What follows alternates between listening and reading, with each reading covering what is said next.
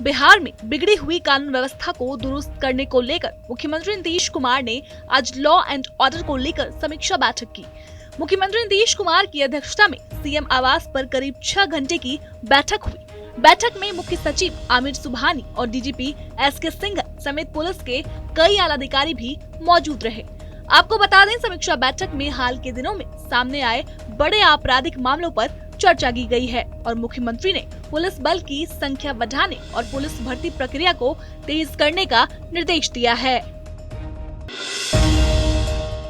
लखनऊ में समाजवादी पार्टी दफ्तर के बाहर लगा एक पोस्टर चर्चा का विषय बन गया है। पोस्टर में नीतीश कुमार और अखिलेश यादव की तस्वीर के साथ लिखा है, UP plus Bihar equal to गई मोदी सरकार। सपा दफ्तर की दीवार पर लगे इस पोस्टर को सपा नेता आईपी सिंह ने लगवाया है।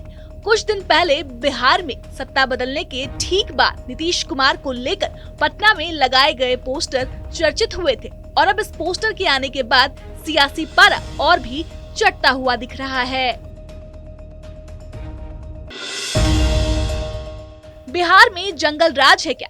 ये महज एक सवाल नहीं बल्कि जीता जागता उदाहरण है। जब मुख्यमंत्री नीतीश कुमार से पूछा जाता है कि बिहार में जंगल राज फिर से वापस आ गया क्या, तो नीतीश कुमार का हमेशा यही जवाब होता है कि नहीं, बिहार में तो जनता का राज है। लेकिन आज हम आपको ऐसे खबर बताने वाले हैं जिससे दूध का दूध और पानी का पानी हो जाएगा।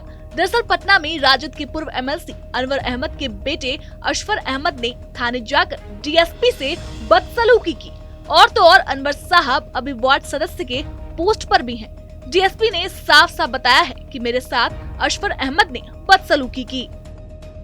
आज की घटना है कि कल की घटना में शामिल एक व्यक्ति को थाना पर लाया गया था चिन्हित करते हुए, तो उसको छुड़वाने के लिए वार्ड संख्या 40 के पार्षद अशफर अहमद साहब थाना पर आए। उन्होंने हमसे बोला कि जिसको पकड़ के लाए उसको छोड़ दीजिए। तो हमने उनको यही चीज़ कहा कि ठीक है, हम जांच पड़ताल कर रहे हैं, अगर वे निर्दोष होंगे तो छोड़े जाएंगे, दोषी होंगे तो जेल जाएंगे। और मैं आधा घंटा 40 मिनट में निर्णय ले लूँगा।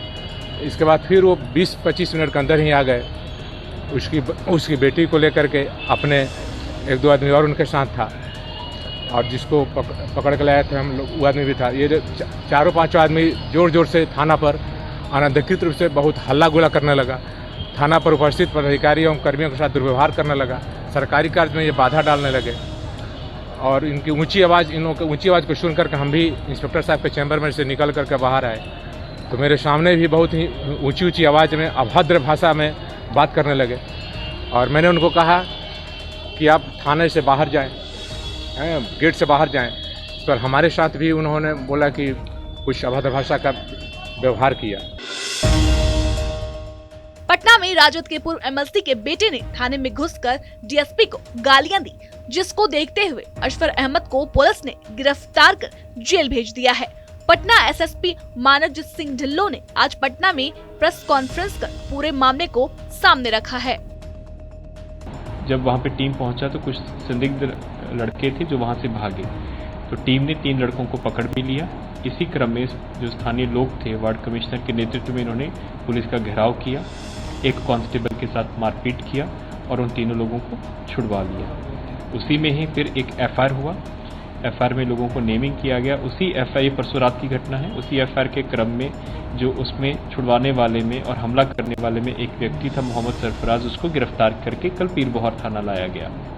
जैसे ही पीरबोहर थाना लाया गया तो वार्ड कमिश्नर अपने सपोर्टर्स के साथ पीरबोहर थाना में पहुंचे और जो ऑफिसर्स थे उनके साथ बदतमीजी किया, मारपीट किया और यही आरोप लगाया कि पुलिस मेरी खुद की मारपीट कर रही है। हालांकि जब सीसीटीवी वगैरह हम लोगों ने सारा, क्योंकि सब पुलिस थानों में सीसीटीवी है, तो खुद ही अपने कपड़े फाड़ रहे थे और बहुत से लोगों ने इसको देखा भी।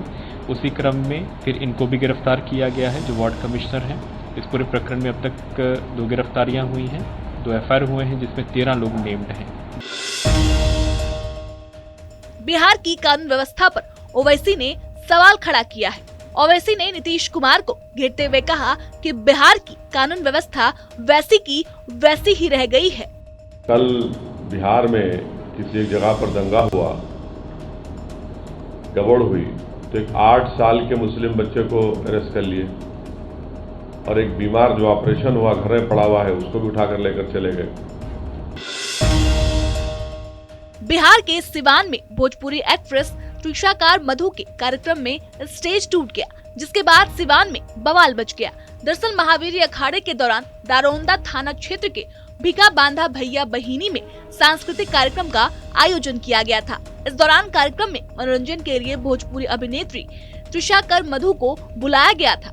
कार्यक्रम शुरू होने के कुछ देर बाद ही अचानक स्टेज टूट गया, जिससे कई लोगों को गंभीर चोट आई है।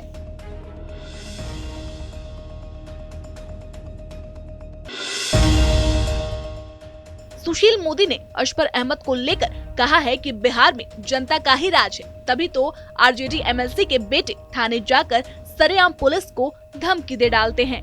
सुशील मोदी के इस बयान के बाद लालू यादव की बेटी रोहिणी आचार्य ने सुशील मोदी पर निशाना साधा है। रोहिणी आचार्य ने ट्वीट कर कहा है कि ये वही सुशील मोदी हैं जो केंद्रीय मंत्री के दंगाई पुत्र को शाबाशी देकर गले लगाया करते थे। बुद्ध की भूमि को रक्तरंजित करके मुख्यमंत्री बनने का ख्वाब पाल रखा था। बुद्ध की भूमि को रक्तरंजित करके मुख्यमंत्री बनने का ख्वाब पाला करता था। सुशील मोदी उस समय बिहार में कौन सा राज चल रहा था, जनता को यह भी बता दो।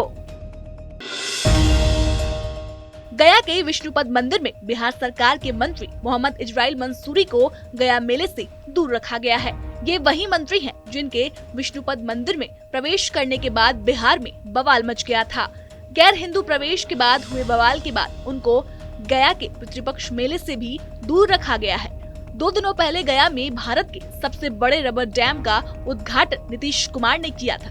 विष्णुपद मंदिर के अध्यक्ष शंभू लाल ने कहा है ये तो होना ही था। उन्होंने मंदिर में प्रवेश कर हिंदुओं का अपमान किया था। हमारा जो आस्था और जो हमारा श्रद्धा और विश्वास का बात था वो बरकरार रहे। मैं सरकार से यही निवेदन किया था, सरकार ने उसके ऊपर ध्यान दिया है और अच्छी बात है, उनकी प्रयास अच्छा रहा है। और ऐसा जो है किसी भावना से कोई ओतप्रोत हो करके ऐसा नहीं कहा गया था। परंपरा जो हमारे यहाँ व्यवस्था चली आ रही है उस व्यवस्था का मांग हमने किया था। बिहार में अब तक आपने सरकारी स्कूल की अव्यवस्थाओं के बारे में तो सुना ही है। ज्यादातर लोग अपने बच्चों को सरकारी स्कूलों में पढ़ाना नहीं चाहते, लेकिन गोपालगंज जिले के डीएम डॉक्टर नवल किशोर चौधरी की पहल और प्रेरणा से कई सरकारी स्कूलों का माहौल बदलने लगा है। दरअसल डीएम ने प्रत्येक प्रखंड में 4-4 सरकारी स्कूलों को स्मार्ट बनाने के लिए लक्ष्य शिक्षा विभाग को निर्धारित किया है, जिसके तहत सरकारी स्कूलों को स्मार्ट स्कूल के रूप में बदला जा रहा है।